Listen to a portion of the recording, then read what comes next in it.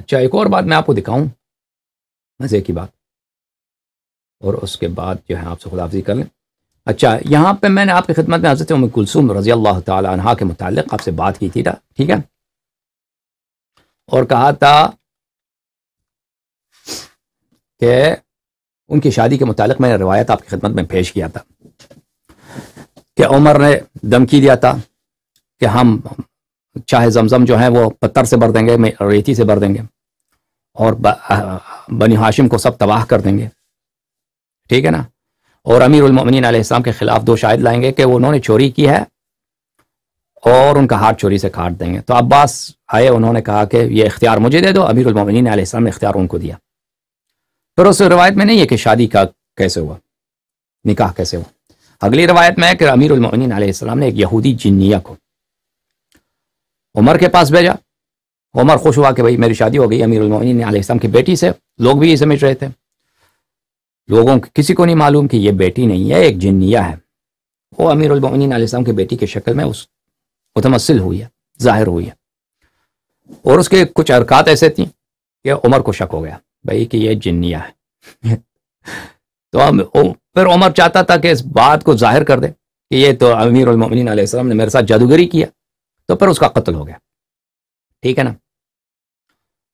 تو یہ راز چلتا رہا کب تک؟ امام صادق علیہ السلام کے زمانے تک۔ امام صادق علیہ السلام نے اس راز سے پردہ اٹھایا کہ یہ جنیتی امیر المؤمنین علیہ السلام کی بیٹی نہیں تھی، ٹھیک ہے نا۔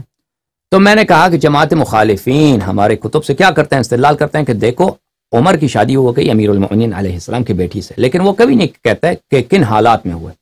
اگر مان بھی لیں کہ بیٹی سے شادی ہوئی ہے نا، جنیہ نہیں تھے، تو کم از کم یہ رضا اور رغبت کی شادی نہیں تھی، یہ زبردستی تھی، بہت کفر آمیز دھمکیوں کے بعد اور ظلم کے بعد یہ شادی کرائی گئی ہے۔ یہ تو رضا اور رغبت نہیں ہے، اگر کسی بات پہ دلالت کرتی ہے تو ان کے فسق پر، ان کے ظالم ہونے پر دلالت کرتی ہے نا، ٹھیک ہے نا۔ اگر آپ شیعہ کتب سے استدلال کرتے ہیں تو یہ آپ کے پاس دوستی کی دلیل نہیں ہے، بلکہ اس شخص کے ظالم، فاسق اور فرعونیت کی دلیل ہے، اور امیر المؤمنین علیہ السلام کی بے چارگی اور بے کسی۔ تو میں نے کہا کہ ان کے پاس کوئی جواب نہیں ہے کہ شادی ہوئی نہیں، شادی جنیہ سے ہوئی، سوائے اس کے مذاق اڑائیں۔ تو آپ نے دیکھا کہ ان لوگوں نے اپنے چینلز میں اس بات کا مذاق اڑایا ہے، اور ان لوگوں نے ایک نقطہ اٹھایا ہے، نقطہ یہ اٹھایا ہے کہ امیر المؤمنین علیہ السلام کی بات اگر جنیہ مانتی تو ان کو مسلمان کیوں نہیں بنایا؟ تو ان کو پہلے مسلمان بنانا چاہیے تھا۔ تو بات ہے، وہ نقطہ ہے، جواب دینا چاہیے کہ وہ اگر جنیہ تھیں، اتنی اطاعت گزار تھیں، تو ان کو مسلمان کیوں نہیں بنایا؟ تو دیکھیں عزیزو، مختلف خلائق کو اللہ اپنی حجت کے لیے مطیع بنائے، فرمان بردار بنائے، حتیٰ کہ اگر ان میں سے کوئی کافر بھی ہو اطاعت گزار بنائے کہ اس کا کام کر دے۔ تو یہ تو قرآن مجید میں موجود ہے، قرآن مجید میں موجود ہے۔ حضرت سلیمان علیہ السلام کے متعلق ملاحظہ فرمائیے، قرآن مجید فرقان حمید سورہ صاد، اعوذ باللہ من الشیطان الرجیم، فسخرنا له الریح تجری بامرہ رخاء حیث اصاب۔ حضرت سلیمان علیہ السلام کے لیے ہم نے ہوا کو ان کے تابع بنایا، ان کے فرمان بردار بنایا کہ آرام سے جہاں بھی وہ قصد کریں، نیت کریں، ہوا ان کو اس طرف لے چلے۔ والشیاطین، اور شیاطین کو، کل بناء و غواص، کہ شیاطین میں سے کچھ کنسٹرکشن کام کرتے تھے، شیاطین وہ جن جو کافر ہیں، مسلمان بھی نہیں، یہودی پر تو بھی اہل کتاب ہیں، کافر ہیں، ان میں سے کچھ بننا ہے، کچھ کنسٹرکشن کا کام کرتے ہیں، اور کچھ غواص ہیں جو سمندر سے قیمتی چیزیں نکالتے ہیں، ٹھیک ہے نا۔ دوسرے مقام پہ فرمایا سورہ مبارکہ نمل میں، اعوذ باللہ من الشیطان الرجیم، وحشر لسلیمان جنودہ من الجن والانس والطیر فہم یوزعون۔ حضرت سلیمان علیہ السلام کے لیے ان کے لشکر جو تھے، ان میں جن بھی تھا، انس بھی تھا، ان میں پرندے بھی تھے، ان کو جمع کیا گیا ہے، اور وہ وہاں پہ ان کو روکا گیا تھا۔ تو قرآن کے روح سے پتہ کیا چلا عزیزو، قرآن کے نص سے کہ شیاطین حضرت سلیمان علیہ السلام کے امر کے تابع تھے، ٹھیک ہے نا۔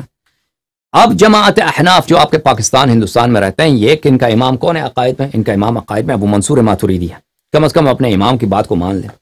قرآن کی آیت ہم نے دکھائی، یہ کتاب تعویلات اہل السنہ تفسیر الماتوریدی، جزء ثامن، چھاپ دار الکتب العلمیہ، ٹھیک ہے نا. سنہ 2005 میں کتاب بیروت میں چھپی ہے. یہاں پہ صفحہ نمبر 629 میں قولہ عز وجل والشیاطین کل بناء وغواص، کہ شیاطین جو حضرت سلیمان علیہ السلام کے امر کے تابع تھے. شیاطین شیطان کی جمع، شیطان بولتے ہیں سرکش جن کو، کافر جن کو، ٹھیک ہے نا. اس کے شرح میں وہ کہتے ہیں سخرنا لہ الشیاطین، شیاطین کو ہم نے حضرت سلیمان علیہ السلام کے امر کے تابع بنائے. حتی یستعملہم، کہ وہ ان کو امر کرتا تھا، ان کو حکم دیتا تھا فلان کام کرو، تو شیاطین کرتے تھے. بعضہم فی البناء، بعض کو بناتے کنسٹرکشن کے کام میں، مستری تھے نا، مکان کے مستری جو مکان بناتے ہیں، قلعے بناتے ہیں. وبعضهم فی الغوص، اور بعض کو انہوں نے حکم دیا تھا کہ تم فی البحر لاستخراج ما فیہ من الاموال، کہ سمندر سے میرے لیے جواہر نکالو، قیمتی چیزیں سمندر سے میرے لیے نکالو. شیاطین کو حکم دیتے تھے، شیاطین بجا لاتے تھے. تو اب جماعت عمریہ کو فکر یہ آئی کہ اگر جنیہ یہودیت تھیں تو ان کو پہلے مسلمان کیوں نہیں بنائے. تو ہم ان سے پوچھتے ہیں کہ تم ہمارے لیے جواب لے کے آؤ. تم وسیع علیہ السلام کے متعلق یہ پوچھتے ہو کہ جنیہ کو کیوں مسلمان نہیں بنایا اگر وہ امر کے تابع تھے، تو تم ہمیں بتاؤ کہ جو حضرت سلیمان علیہ السلام نبی ہیں، وہ شیاطین کو انہوں نے کیوں نہیں مسلمان بنایا. شیاطین کو مسلمان کیوں نہیں بنایا؟ شیطنت کی حالت میں چھوڑ دی، لیکن ان سے کام نکالتے رہے، ٹھیک ہے نا، کام نکالتے رہے، ان سے کنسٹرکشن کا کام لیتے، تو ان کو توبہ کراتے، مسلمان بناتے تاکہ وہ شیطان ہی نہ رہتے، مومن ہو جاتے. کیوں نہیں کرائے؟ ہمیں وجہ نہیں معلوم، وجہ نہیں، کوئی حکمت ہوگی.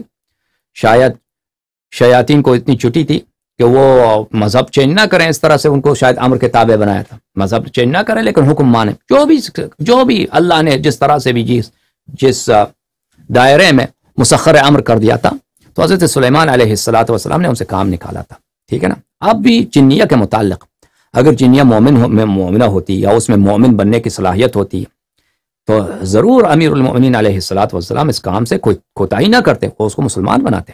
لیکن مسلمان جنیہ کو، مومن جنیہ کو، جی ہاں آپ نے خود سمجھ لیا، اس شخص کے گھر بھیجنا اس جنیہ مومن جنیہ کی بے عزتی ہوتی.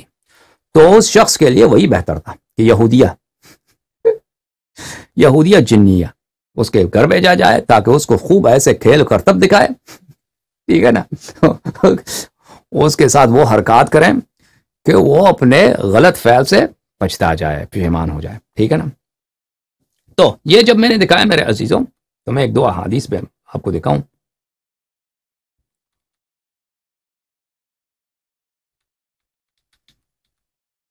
جن کی روح سے جماعت عمریہ ام کلثوم سلام اللہ علیہا کی نکاح کے متعلق وہ استدلال کرتے ہیں، ٹھیک ہے نا. تو وہ میں نے دکھایا کہ آپ کو کہ اصل نکاح کا جو واقعہ تھا، اصل نکاح وہ پریشر کی روح سے، تخویف، تہدید، دھمکیاں دینے کی وجہ سے ان مولا امیر المؤمنین علیہ السلام کو مجبور کیا گیا تھا. اور انہوں نے بھی ایسا طریقہ کار سوچا کہ بچی کی عفت اور بچی کی جو عزت نفس ہے وہ بھی بچ جائے، اور یہ شر بھی مرتفع ہو جائے جو خلیفے کی جانب سے ان پہ